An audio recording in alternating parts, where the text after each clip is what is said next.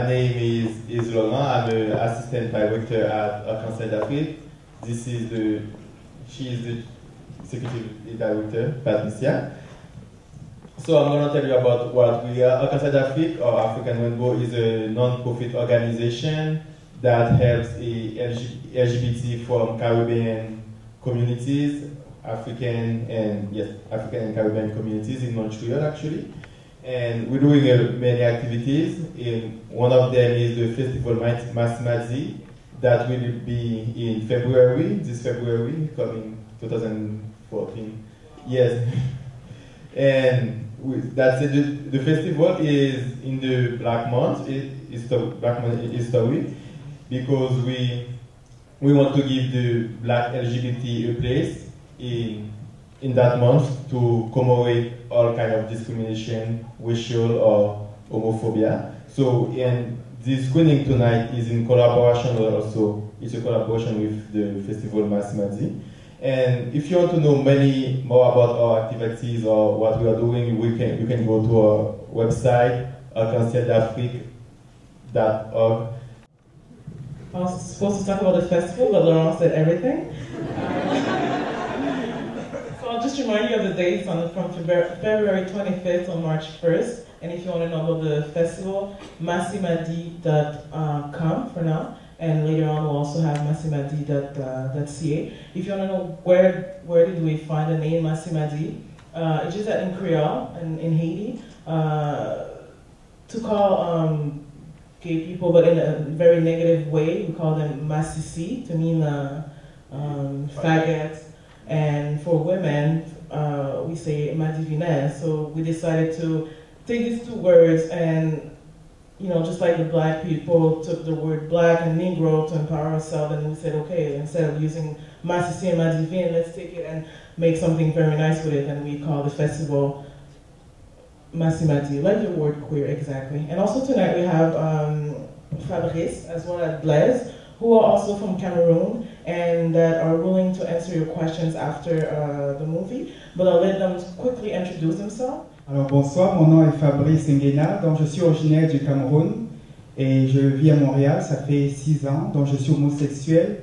J'ai été vice-président de Arc-en-Ciel d'Afrique, qui est donc l'organisme des gays et lesbiennes ici à Montréal. Donc après, si vous avez des questions, après le film, on pourra en parler. Merci. Yeah, I'm Blaise. I'm coming from Cameroon. I came here 3 months ago. I have a status of refugee. And just because I have been persecuted for my activism, in Cameroon, I am supporting the LGBT community in my country. You know that that community is not accepted now in my country, and the government is trying to put everybody that has anything concerning the community into prison, and I have not accepted it. It's not legal, it's not good, it's not I consider it like a crime, and they wanted to put me in prison, and I thought that it was not good for me to be there. If I want to continue to fight, I must be free, and that's why I decided to come here to Montreal to continue the battle with you people. And this film is concerned my friends, my brothers, my sisters in Cameroon, and I want you people please to support them by looking at the film and ask the question that we are able to answer. Thank you very much.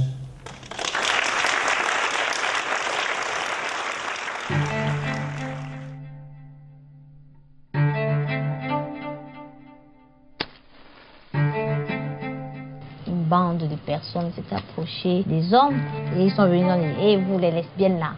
Moi, ce qui m'a sauvée, c'est parce que j'ai fait la force.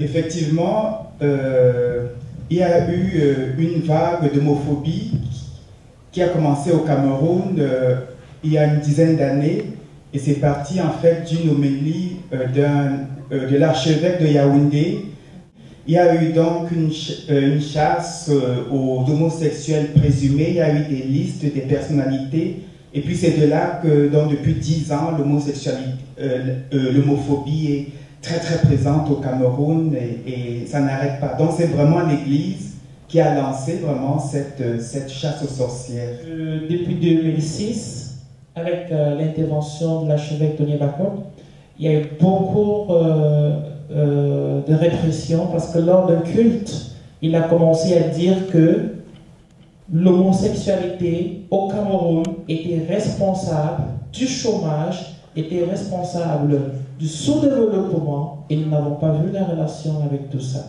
Bien après, c'est le chef Bamoun, dans l'ouest du pays, qui a pris le relais pendant la cérémonie des musulmans pour dire également que l'homosexualité ne devrait pas être acceptée au Cameroun et que c'est de la sorcellerie.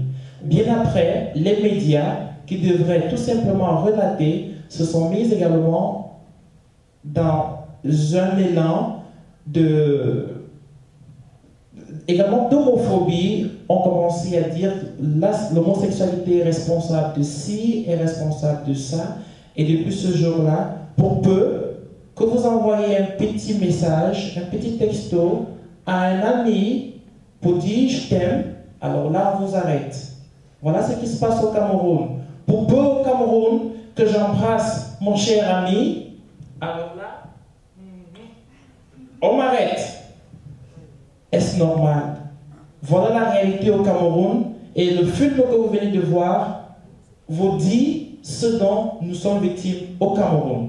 Pour moi, je suis hétérosexuel, mais je me suis engagé dans ce combat parce que j'ai vécu avec des amis qui vivent leur relation, leur orientation sexuelle dans la liberté. Ils se sentent à l'aise et on doit les accepter. Moi, je vis la mienne. Je veux que tout le monde vive ainsi car c'est leur droit. Nous devons venir en secours à tous ceux-là qui souffrent dans leur chair parce qu'on ne leur permet pas de vivre dans la liberté.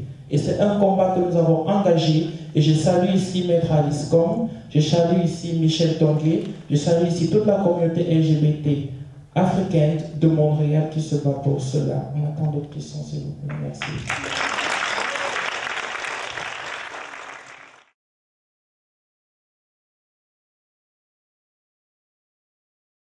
Au Cameroun, l'homosexualité de prime abord n'est pas acceptée.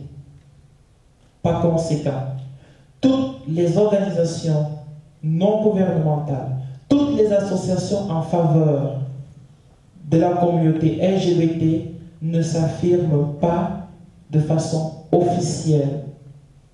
Nous nous cachons nous-mêmes, les militants, derrière des associations des droits de l'homme. Moi, Blaise, je suis président de Paix et Développement Cameroun, qui a pour but de lutter pour les droits de tous au Cameroun. Et par conséquent, et en l'occurrence pour les droits de la communauté LGBT de vivre leur orientation sexuelle dans la paix, dans la transparence et dans l'équité. Par conséquent, je veux répondre à la question en disant, officiellement, il n'y a personne, il n'y a aucune organisation qui aide la communauté LGBT parce qu'elle n'est pas censée exister au Cameroun. Alors, juste un petit mot. La situation au Cameroun aujourd'hui, c'est un peu comme la situation au Québec il y a 50 ans. Donc, ça se passe toujours underground, donc de façon très, très souterraine. Les gays, ça existe partout, dans tous les pays du monde, mais donc de façon souterraine. Donc, c'est la même situation. Donc, on a la chance d'avoir Maître Alice Com, qui est une avocate donc de renommée internationale, qui, elle peut défendre de façon officielle les gays. Donc, il y a juste elle et puis les ambassades, les diplomaties qui résident au Cameroun, c'est eux qui peuvent intervenir. Mais comme vous avez vu, c'est très, très difficile. Ouais, il n'y a pas de mots pour ça.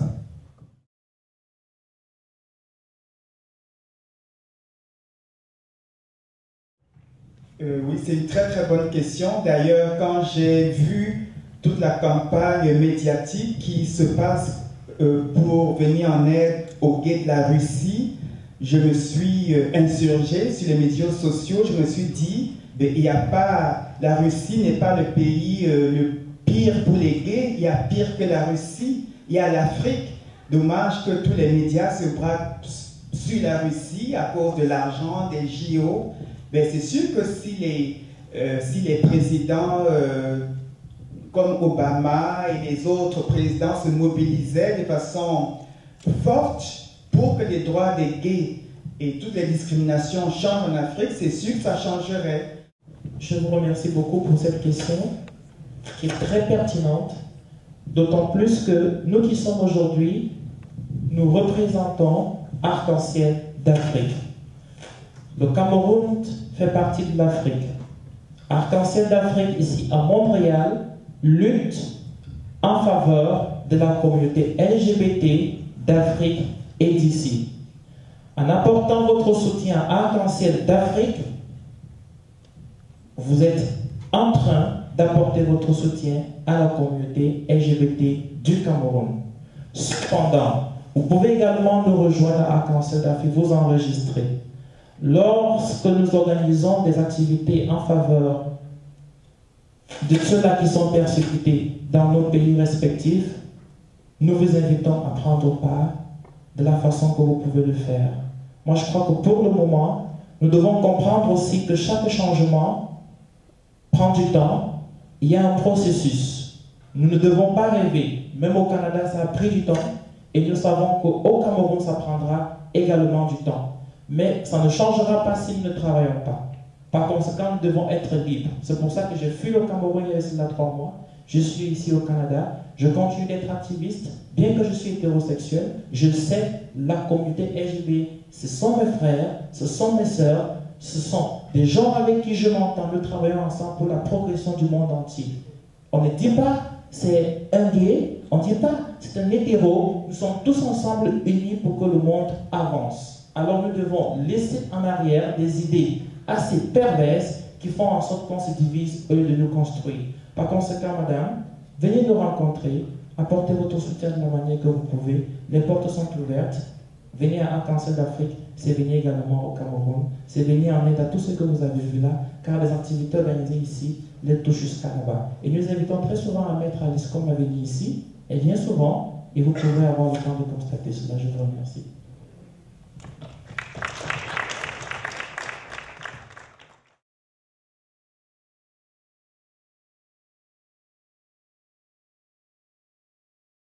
Comme vous l'avez si bien dit, je connais la majorité des personnes dans le film, particulièrement Cédric. Cédric, c'est un jeune homosexuel qui est issu d'une famille chrétienne, et précisément catholique, qui vit son homosexualité beaucoup plus en cachette, mais qui est membre de Alternative, qui fait partie de l'association À Défaut, dont Maître Alice Com est la présidente, qui a été maintes fois persécutée, arrêtée, et puis parce que Maître Alice Com bataille pour toute la communauté, elle a été libérée, et vous avez vu comment le jeune homme a dû déménager d'un quartier à un autre parce qu'il n'est pas capable de se défendre, puisque la loi interdit cela. Par conséquent, comment voulez-vous qu'ils se battent?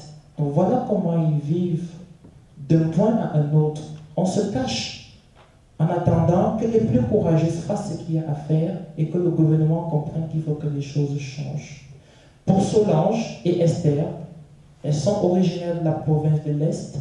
Solange, que vous avez vu en habit traditionnel, a 2 enfants. Pourquoi? Parce que lorsqu'elle a commencé à comprendre qu'elle était beaucoup plus attirée par les femmes, la famille l'a rejetée. Je vous parle de son histoire profonde qui n'a pas été relatée ici.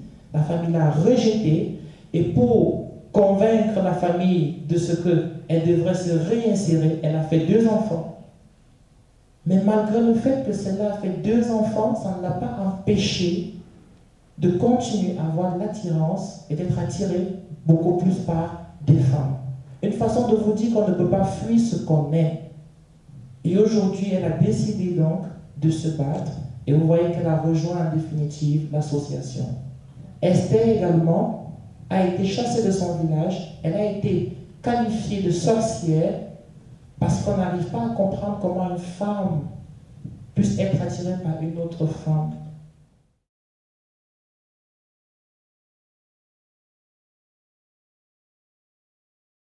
mais c'est simplement faire diversion. Donc en fait, au lieu de régler les vrais problèmes qui sont l'éducation, la maladie, la santé, mais en fait c'est de braquer les radars sur un problème qui n'existe pas, l'homosexualité. Donc c'est simplement cela. C'est faire la politique de l'autruche. En fait, c'est vraiment faire diversion, simplement. La majorité des pays africains sont encore sous le régime de la dictature. Et si vous regardez l'histoire du Cameroun, le président actuel a fait déjà 33 ans au pouvoir. Vous êtes d'accord avec moi que tous les ministres qui sont autour de lui sont des gens de la génération 40-50, qui n'ont pas compris que le monde évolue. Et eux aussi doivent évoluer avec le changement que nous regardons dans le monde entier. Par conséquent, ont encore dans la tête des idées arriéristes. Je ne sais pas si vous me comprenez un peu. Mais la nouvelle dynamique, la nouvelle génération a compris que nous devons avancer et que les choses changent. Par conséquent, nos pays africains doivent comprendre qu'ils doivent également aller de l'avant. Ce n'est pas seulement sur le plan des droits humains, c'est à tous les niveaux, sur le plan du développement économique, sur le plan de l'éducation, comme le monsieur vient de dire. Vous avez vu dans quelle situation vivent les populations dans les quartiers. Ce sont en fait ces idées-là qui doivent changer. Nous pensons également qu'on ne doit plus durer au pouvoir, laisser la nouvelle génération gérer le pays avec des nouvelles idées, avec des nouvelles façons de voir et s'arrimer à la logique internationale. Moi, je crois que c'est ce que je pense pour le Cameroun.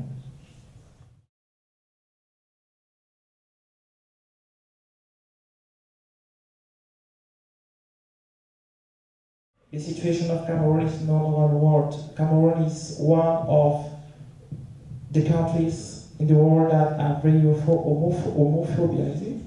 Yeah, we know that. And for me, I'm not a gay, but I'm an activist.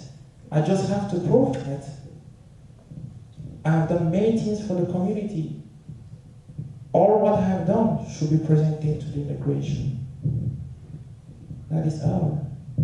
And they have to verify it. And if it is true, then I can be accepted. That is all. Moi, pour ma part, j'ai immigré pas comme réfugié, mais sur la base de, comment on dit, une migration économique, voilà. Donc, mais en fait, les Camerounais qui font la demande sur la base de leur orientation sexuelle, comme c'est assez connu en général, oui, ils sont acceptés par le Canada.